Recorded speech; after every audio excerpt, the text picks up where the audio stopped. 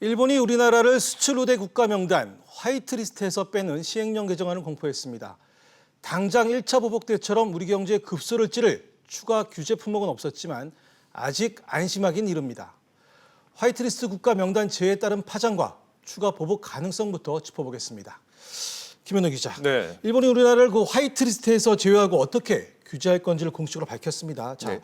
어떤 품목이 추가 규제에 포함될 거를 놓고서 걱정을 했는데, 근데 예상과는 좀 빗나갔습니다. 네, 그렇습니다. 발표 전까지만 해도 규제 품목이 대폭 늘어날 것이라는 우려가 컸었는데요. 네.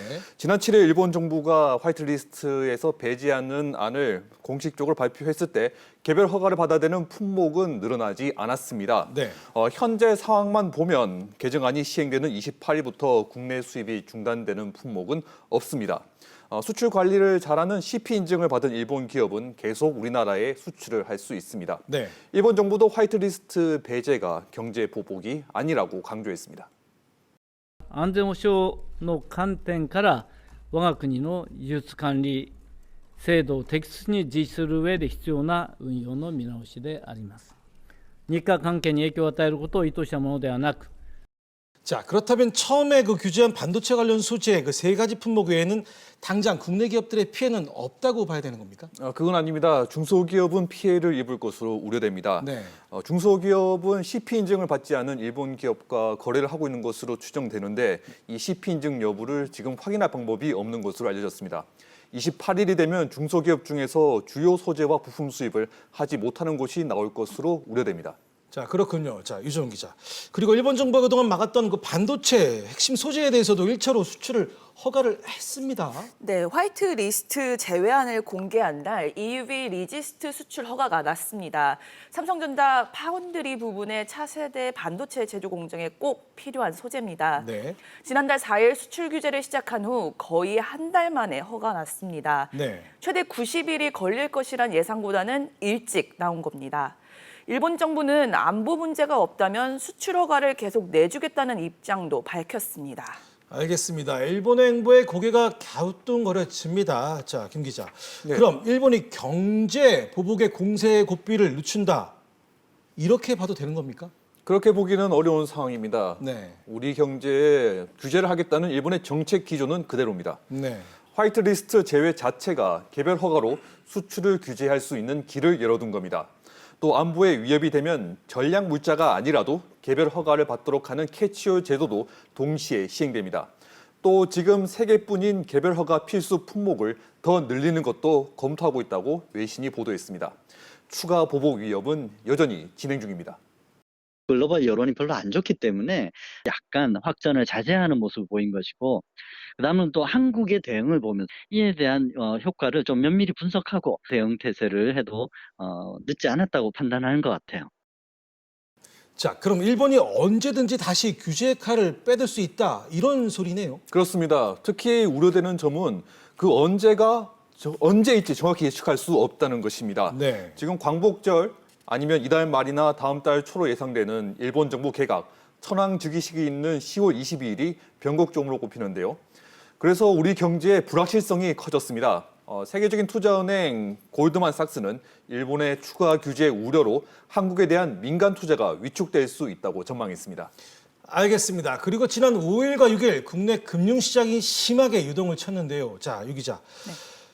이렇게 금융시장이 유동을 친 것은 화이트리스트 배제가 투자 심리를 위축시켰기 때문이다. 이렇게 봐야 되는 겁니까? 네, 어느 정도 반영은 됐지만 주 요인은 아닙니다. 네. 그 엎친 데 덮친 격이라고 할까요? 화이트리스트 배제에 이어 미중 무역 갈등으로 금융시장이 휘청였습니다. 네. 6일 코스피는 미국이 25년 만에 중국을 환율 조작국으로 지정하면서 3년 2개월여 만에 1,900선이 무너지기도 했고요. 코스닥은 코스피보다 더 급락해서 2015년 1월 이후 처음 550선을 하회했습니다. 네. 한편 환율은 4원 70전 오른 1,220원으로 거래됐고요. 지난 5일 코스닥은 국내 바이오 악재까지 겹치면서 주가 하락폭이 커지자 5분간 프로그램 매매를 제한하는 사이드카가 발동되기도 했습니다.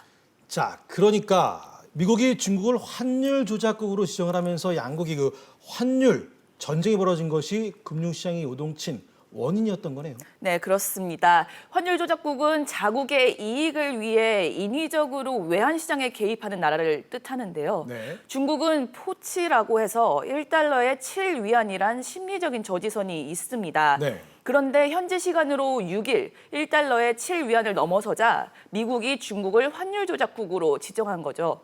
게다가 그 전에 중국이 미국의 추가 관세 부과에 대응해서 미국의 농산물 수입을 거부하자 보복 조치에 나선 것이라는 관측도 있습니다. 네. 이런 상황에서 중국이랑 수출입 거래가 많은 우리나라도 리스크에 노출됐다는 평가에 주식시장이 크게 흔들린 겁니다.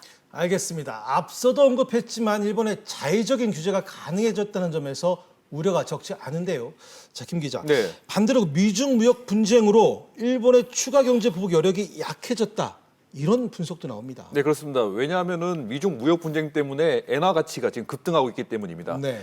2015년에 1달러에 125엔까지 갔던 달러 엔화 환율이 지금 105엔 정도가 됐습니다. 아베노믹스의 수출 증대 효과가 20% 정도 감소한 것인데요. 네. 지금 일본 정부도 대책 마련에 분주합니다. 지금처럼 엔고가 계속된다면 수출이 줄기 때문에 소재, 부품 수출을 막는 규제 시행은 부담이 커집니다. 네. 또 엔고로 우리 기업이 일본 소재 부품을 수입하는 비용이 높아지는데요. 국산화를 촉진하는 동기가 될 수 있습니다. 알겠습니다. 일본의 경제 보복 다음 카드는 금융이라는 분석도 나오는데요. 자, 유 기자. 일본이 우리나라의 제2의 외환위기를 야기시킬 것이다라는 이야기도 들리는데 이게 가능성이 있는 얘기입니까? 아닙니다. 이게 일본 정계에서 흘러나온 가짜 뉴스입니다. 네. 국내 시중은행이나 기업들이 다른 나라와 금융거래를 할 때 원하는 신용도가 낮아서 일본 은행들이 신용장에 보증을 서주는데요. 네. 신용장 보증을 안 해주는 금융보복 조치로 한국의 제2의 외환위기를 부른다는 시나리오인데 외환위기 때랑 비교하면 지금 국내 은행들의 신용등급도 좋아져서 현실성이 적습니다. 네. 김상조 청와대 정책실장도 일본의 금융보복 가능성에 대해서 매우 낮다고 일축했습니다. 알겠습니다. 일본의 또 다른 금융 보복 조치로 국내에서 일본 자금을 뺄 것이라는 얘기도 나오고 있는데요. 자, 유 기자. 국내에서 일본 자금이 얼마나 되는지 궁금하고요. 이 역시 가능성이 있는 얘기입니까? 네, 정부와 금융당국은 가능성이 적다면서 선을 긋고 있습니다. 네. 금융당국에서 추산한 국내에 있는 일본계 금융자금은 약 52조 9천억 원인데요. 예. 최종구 금융위원장은 지난 3일 일본 수출규제 대응 간담회에서 일본계 자금 유출 등 금융 부분에서의 위기 발생 가능성은 낮고 충분히 대응할 수 있을 것이라고 했고요. 네. 홍남기 경제부총리도 거시경제금융회의에서 이런 우려를 일축했습니다. 일본계 자금이 우리 여신 시장이라든가 채권 시장이나 주식 시장에서 차지하는 비중이라든가 그와 같은 사태가 있었을 때 정부의 대처 역량을 따져볼 때 그러한 상황까지 가지는 말아야 되겠지만 가더라도 우리 경제에 미친 영향은 굉장히 제한적이고 충분히 대응할 수 있는 역량을 갖고 있다고 저는 판단을 합니다.